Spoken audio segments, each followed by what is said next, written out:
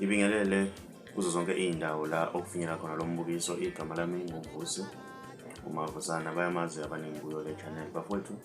Namhlanje inkulu-ke indaba, sokhuluma nje ngodaba olukhulu oluthanda ukungabi luhle, kodwa-ke kumdlalo khona, kodwa-ke abantu kuyawubulala umculo kamasikandi. Uma sibheka udaba oluthinta ipholi le kwikhuphuka nezakho, iJozi edit, njengoba ithanda ukuba nama-fake account kakhulu laphana bafowethu. Uma uthatha ukubheka nje impela maningi ama-fake account, lokho okudala ukuthi ekugcineni nayo umhlelo womcimbi uzogcina naye saba khona ukulimala, ngoba la bantu abangama-fake ngeke baze bavote. Uma ukuthi kuyobe kuvota ngamathikithi njengenjwayelo, nayo umhlelo womcimbi izomshaya lento le uma ngayibheka kahle, ngoba iphutha libe sekuthenini-ke ipholi ihlala isikhathi eside. Lokhu abaculi kubanikeza isikhathi sokuthi bakwazi uku-create ama-fake account. Ipholi sengazuthi ingahlala noma usuku lukhulu noma 12 hours, ngoba lokhu hlala isikhathi eside kwepholi khona okudala ukuthi abantu ba-create ama-fake account, okuyinto ebuhlungu kakhulu-ke laphana, ngoba ekugcineni umuntu usuka bewe ngabalandeli bakhe kuleyo position, ngoba hayi bonke ukuthi bonke abaculi ba-create ama-fake account, yilabo-ke nje imbijana abancanyana.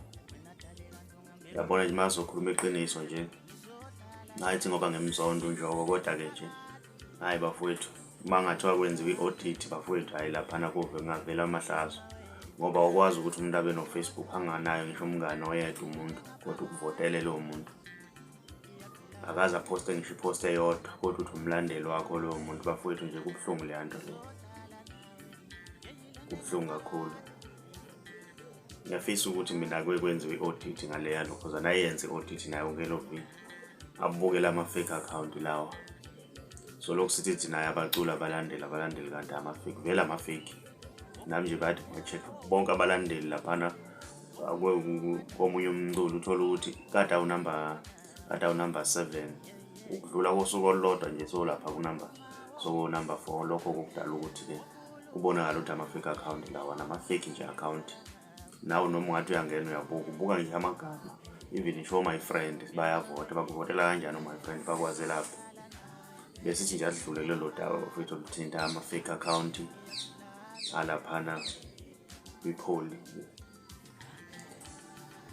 Ake sidibane phana kwi-comment section ngizwe uvo lwakho ukuthi wena ngabe kuthini okwakuphawula. Nawe ungene uyicheckele nje, ucheck nje umculo ngawani ubuka ukuthi ama-fake account maningi kangakanani. Kodwa abaculi hayi bonke, funa siqinisekisise ukuthi akusibo bonke abaculi abasebenzisa ama-fake account. Uma umusha ngiyacela wenze okulungile, ucenze subscribe, ucenze nebell ukuze uzothola njalo ama-notification emasiposta ivideo entsha. Siyi-channel ehamba phambili, umkhanya kude, sithi siyabonga.